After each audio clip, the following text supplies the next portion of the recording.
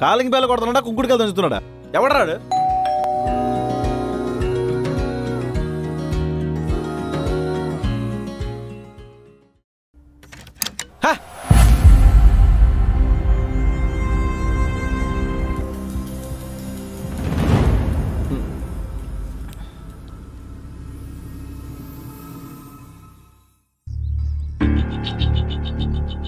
రావు గారు, రాత్రి నేను తాగిన మందులో చీప్ లెక్కర్ కలిపలేదు కదా, అది అక్కడ కొట్టేసింది. మీరు బయట చెప్తాను. అంటే మీ ఇద్దరు చచ్చిపోయి ఆత్మలో వచ్చారా? పోయినా కూడా మమ్మల్ని వదలరా? పీడించేస్తారా? అల్లుడు, ఈ దెయ్యం బాగా అప్డేట్ అయింది, మాటలు కూడా ఆడుతుంది. అమ్మాయిని కాపురానికి తీసుకొచ్చానయ్యా. నువ్వు హారతిస్తావేమని ఇక్కడ వెయిటింగ్. సడన్ గా అడిగితే ఎలా మావయ్య గారు? కర్పూరం బిల్లలు కూడా ఇంట్లో లేవు. నాన్న లోపలికి రండి. పదమ్మా. ఏం మనిషి అయ్యా నువ్వు? మందులో సోడా ఎక్కువ కలిపానా? అదే అయి ఉంటది.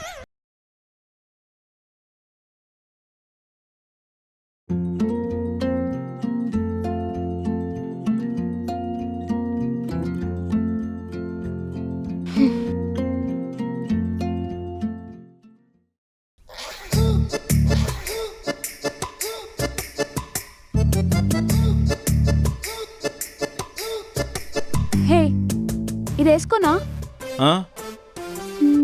పోనీ ఎల్లో. సరే, నువ్వు కొంచెం బయటకెళ్ళు, నేను రెస్ట్ చేంజ్ చేసుకుంటా.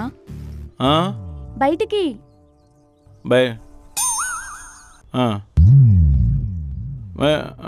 బయటికి.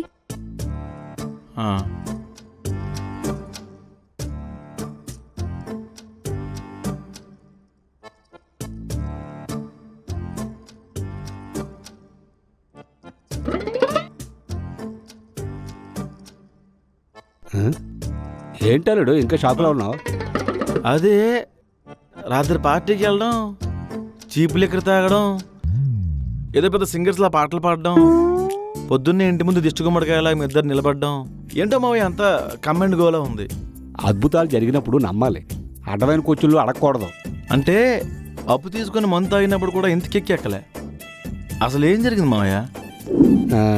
భోజనం చాలా బాగుంది కదమ్మా. గోదావరి వాళ్ళు అనుకుంటాను. అన్న త్వరగా పోనీండి అన్న, కోర్టుకి టైం అవుతుంది.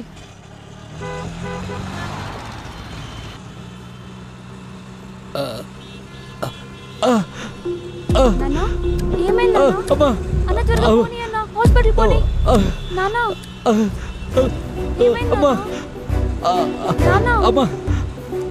త్వరగా పోనీండి అన్న. ఇప్పటికైతే ప్రమాదం ఏమీ లేదమ్మా. ఈ రోజుల్లో చిన్నపిల్లలకు కూడా హార్ట్ అటాక్లు వచ్చేస్తున్నాయి. మీ నాన్నగారిని జాగ్రత్తగా చూసుకోవాల్సిన బాధ్యత నీదే.